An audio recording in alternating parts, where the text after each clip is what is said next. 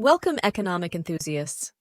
In this brief journey, we unravel the vibrant story of Sri Lanka's current economic tapestry. Have you ever wondered what it's like to live in a country facing a severe economic crisis? Today, we delve into the ongoing economic crisis in Sri Lanka. The pearl of the Indian Ocean, Sri Lanka, is currently grappling with its worst economic crisis in decades. Imagine living in a country where essential goods like food, fuel, gas, and medicine are scarce. Prices of basic necessities have skyrocketed, making it increasingly difficult for the average citizen to afford even the most basic needs. The severity of the situation has sparked protests in the capital city of Colombo. Initially peaceful, these demonstrations took a violent turn on the fourth night, with protesters throwing bricks and starting fires outside the president's residence. This has led to the imposition of a curfew and a nationwide public emergency, further adding to the people's distress. The government, in response to the crisis, has sought financial support from the International Monetary Fund and regional powers. However, their attempts to address the situation, such as tax cuts and currency devaluation, have been met with criticism and branded as blunders. The crisis is not a sudden development but the culmination of years of economic mismanagement, excessive borrowing, and political instability. Natural disasters and the impact of the COVID-19 pandemic have only served to exacerbate an already precarious situation. The effects of this crisis are far-reaching, severely impacting people's livelihoods. Long lines for basic goods have become a common sight, with fuel and food rationing becoming the order of the day. Even those with decent wages and savings are finding it increasingly difficult to access essentials. The Prime Minister's declaration of the country's bankrupt status paints a grim picture of the financial state of affairs. The country's foreign exchange reserves are at record lows, leading to shortages of essential imports, and negotiations with the International Monetary Fund for economic revival are proving to be challenging. As we can see, the situation in Sri Lanka is dire, and it's the result of a myriad of factors. So, what led to this economic crisis in Sri Lanka? Let's explore the root causes. Sri Lanka's economic woes are not a sudden occurrence. They are the result of years of mismanagement that have finally come to a head. One of the main culprits has been excessive borrowing. For years, the nation took on substantial amounts of debt, reaching a point where repayment became a crushing burden on the economy. But it's not just financial missteps that have led to the current situation. Natural disasters have also played a significant role. Sri Lanka, like many countries, is vulnerable to climatic events that can devastate local economies and infrastructure.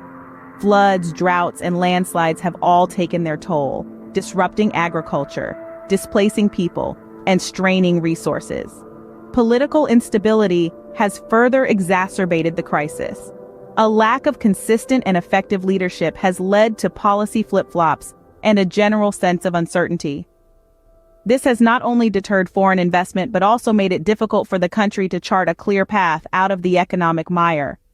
Then, of course, there's the impact of the COVID-19 pandemic. Like every nation around the globe, Sri Lanka has been hard hit. The virus has wreaked havoc on the tourism industry, a crucial source of income for the country, and disrupted international trade, leading to a further contraction of the economy. The government's response to the crisis has also come under fire. Measures such as tax cuts and currency devaluation, while perhaps well-intentioned, have been criticized as misguided and ineffective. These moves have led to soaring inflation and a sharp decrease in the value of the Sri Lankan rupee, making a bad situation even worse. It's clear that years of mismanagement and external factors have contributed to the current economic crisis. How does an economic crisis affect the lives of ordinary people? Let's take a closer look at the situation on the ground in Sri Lanka. Imagine a day where your routine is no longer about getting to work on time or making sure the kids are ready for school. Instead, your day revolves around queuing up for basic necessities such as food and fuel.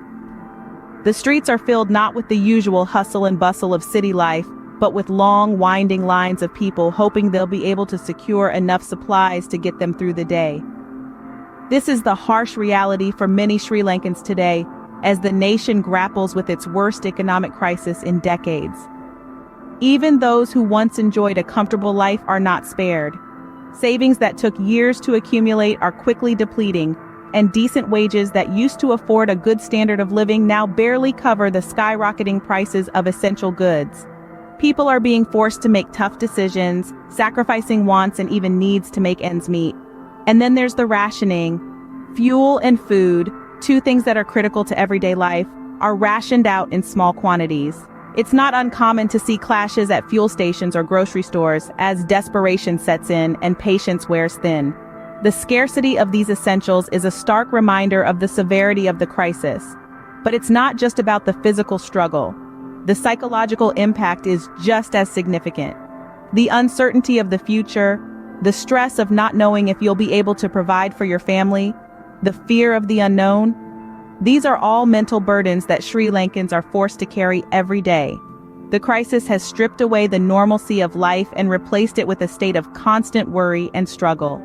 It has exposed the fragility of economic stability and shown how quickly the comforts of everyday life can be swept away.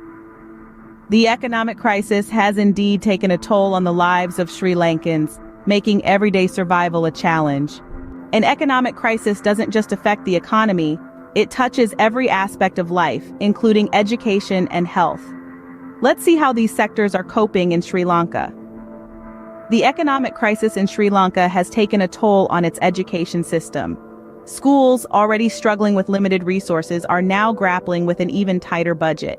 The lack of funding has led to a decline in the quality of education, with many schools being unable to afford basic necessities like textbooks and stationery.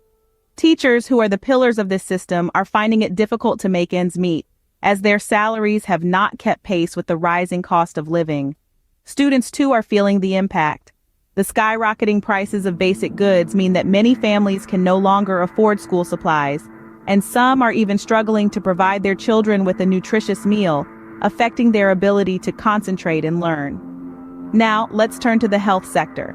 The crisis has led to a shortage of essential medicines and medical supplies, throwing the healthcare system into chaos. Hospitals, already stretched thin, are now facing an unprecedented crisis. Doctors and nurses are working around the clock, often without the necessary equipment or medication to treat their patients. Many Sri Lankans are now unable to afford basic healthcare, leading to a rise in preventable diseases and conditions. The shortage of fuel has also made it difficult for patients to reach hospitals for treatment, further exacerbating the situation. It's not just the physical health that's being affected. The economic crisis is taking a toll on people's mental health as well. The uncertainty, the struggle to make ends meet, the fear of what the future holds, all these are leading to a rise in stress, anxiety, and other mental health issues. It's evident that the crisis is exacerbating existing issues in Sri Lanka's education and health sectors, making it even harder for the country to recover. As we navigate through this crisis, one question remains: can Sri Lanka come out of this economic crisis? Much like the lotus flower that pushes through the mud to bloom, Sri Lanka too has the potential to rise above this economic quagmire. It's not an easy journey, but it's one that has been treaded by nations before, countries that have faced similar crises and emerged stronger. Let's look at Argentina, for instance. In the early 2000s, Argentina was in the midst of a severe economic crisis, but with strategic economic reforms and international assistance, Argentina managed to slowly but steadily recover. Similarly, in the 80s, India was on the brink of bankruptcy. Yet through significant economic liberalization and structural reforms, it managed to turn the tide. These examples offer a ray of hope that such crises, though devastating, are not insurmountable.